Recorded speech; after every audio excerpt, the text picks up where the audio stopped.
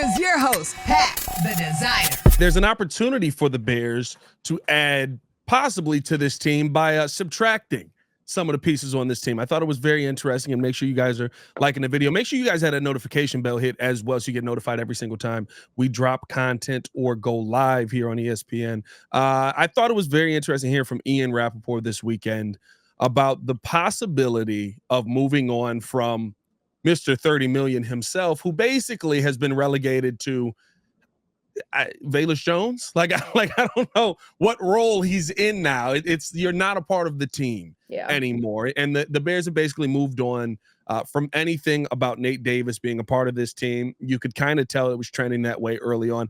I think the meeting that Mercedes Lewis and Caleb Williams had a big part to do when you talk about holding people accountable. I mean, there's no more person that needed to be held accountable than Nate Davis here. But you heard the Nate Davis name as a possible person of interest that teams might be looking to add to their team. We know coaches oftentimes will sit there and look and go, hey, I can fix him, though. Sure. I can put him in the right situation where he's going to play, because the problem with Nate Davis isn't a talent problem. It's an effort problem. I think Nate Davis is a talented football player. I think he just doesn't care to be here anymore. What's the likelihood that the Bears are able to move on from Nate Davis before this trade deadline? And were you surprised to hear his name as a person of interest? Not surprised at all. I mean, that's the no-brainer. When you think about top trade candidates, there's three that come to mind. Nate Davis should be number one. Khalil Herbert should be number two. And, if anybody was willing to take a flyer on Velus Jones, he'd be number three. He's got another year left on his that point. We had that opportunity. I think that part of this has to do with what, are you really going to get anything back in return? Cutting their losses and admitting fault without necessarily coming out and saying it, but showing by personnel changes. They've been willing to, move past the point of, hey man, this guy's got an $11.3 million cap hit this year. We've got to play him. We've got to justify the financial commitment that we have to him. They've allowed others to surpass him on the depth chart. Matt Pryor did it after, week 2. And we've seen Bill Murray get into the game over Nate Davis, and Ryan Bates, as Matt Eberflus said, he's close. They like what they see. He's going to potentially be coming back soon. Of course, there's Larry Borum that they have to factor into the mix. Nate Davis is a non-factor and continues to be a non-factor for this Bears team, to where, logically speaking, I understand it's important to have depth, and that's what Matt Eberflus was trying to say last Monday after the Jacksonville game of, we'll need him at some point, but your actions speak very loudly when you have your most expensive offensive lineman as a healthy scratch in a game, to where you're saying you're more useful to us on the bench than you are playing, or at least being depth for us in the event that we needed to go to a backup offensive lineman. The writing on the wall here is that this experiment it's failed. It's not going to go anywhere anytime fast. It'd save $9 million against the cap next year by trading him. Who wants him though? Tell me a team right now, a contender that would be trading for Nate Davis, knowing he's got 1 year left on this contract, seeing how poorly it went in Chicago, how, by and large, you can take a look at his career in Tennessee and say, okay, there's some good moments, there's some bad moments. Do you really want to give up draft capital, good draft capital, to go get him? We'll learn a lot about Ryan Poles in his ability to, kind of trim the fat on this roster, or part ways with things that no longer serve him, the way that we learned with Chase Claypool when he sent him to Miami for that conditional pick last year.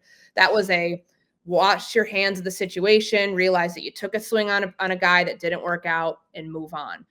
Feels like we're trending in the direction that could happen with Nate Davis, just based on the obvious circumstances that the guy does not contribute anything to this offense. There's other players that do.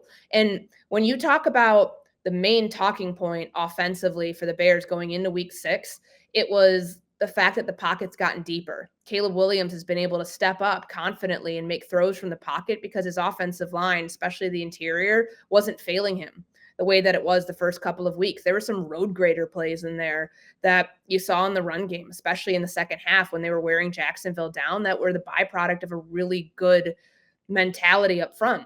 So if that's the case, and knowing that it's always going to be a numbers game with the players that you have on the roster, and that you have some guys on IR that you want to get back, that you have to create room for, then no question, you're going to try to shop Nate Davis and see if anybody wants him. But I'm just, what do you get back in return that's a fair compensation that you're like, all right, let's do it, like pull the trigger? Like, is it the cap relief next year? Certainly.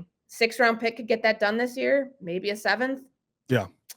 It will tell you just how done they are with him if that does happen, and how little the trade compensation is. I think it's just getting something for nothing, right? Yeah. You're moving on from a player who has zero parts of your team at this point, who basically had, I mean, we were there all training camp, Courtney. He had minimal part of most of training camp, most of preseason, right? We're sitting there going, all right, is this guy going to get after it at all out here? Is he gonna play? Like, what's happening? And we never saw that fire return to Nate Davis that maybe once was there.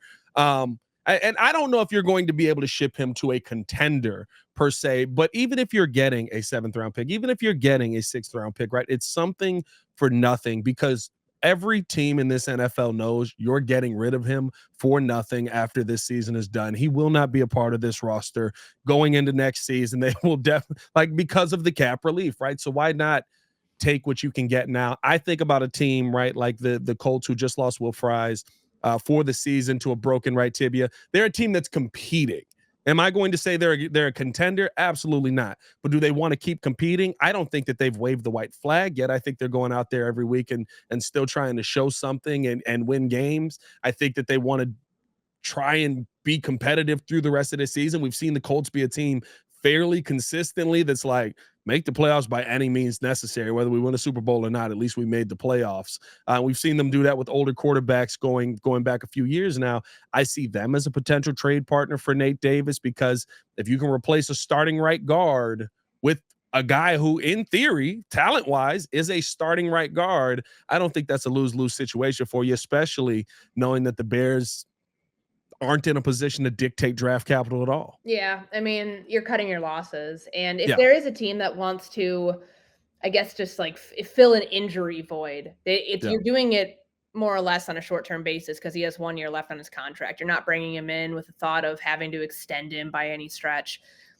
If it's a low-cost move like that, then I could see it. Then I could see like a absorbing team, a team that would absorb that contract, being like, all right, it's a move that gets us through the rest of the season. Now, you know, the other end of that is going to be, how does Chicago, like, you know, this spins everything forward to the offseason, just of another move on the offensive line that hasn't really yielded what they wanted it to, certainly, but it just it'll continue to put pressure on this front office to nail it in the offseason by addressing some of the things that, you know, they did. They gave him a massive contract. They thought they were doing the right thing, and it just did not pan out. But, you know, maybe like the early part of this front office regime that we've seen now for 3 years, and some of the moves that they made that didn't work out, maybe there will be something about their process that changes in terms of the character part of some of the players that they're bringing in, which is an on-field and off-field, an attitude, a will to want to sort of thing. Yeah. We've seen it now fail with 2 players, with Chase Claypool, with Nate Davis. I don't think you could say that part about Velus Jones. I think it's just a straight-up talent issue. But these are learning experiences that along the way shape the philosophy of how a team does business in bringing in talented players, or players that they believe are talented, to help out. And the silver lining here would be that this teaches them something that they will not end up doing the same way come free agency in 2025, when they inevitably are going to look for his replacement. Yeah, I mean, you gotta find something on this offensive line. You hope that Ryan Bates is something, but I mean, I'm not as confident as some people are in the Ryan Bates acquisition. You've essentially got one piece on your offensive line that feels like a long-term piece, and that's Darnell Wright. That's concerning when you've just brought in a rookie quarterback. You got a lot of work to do there.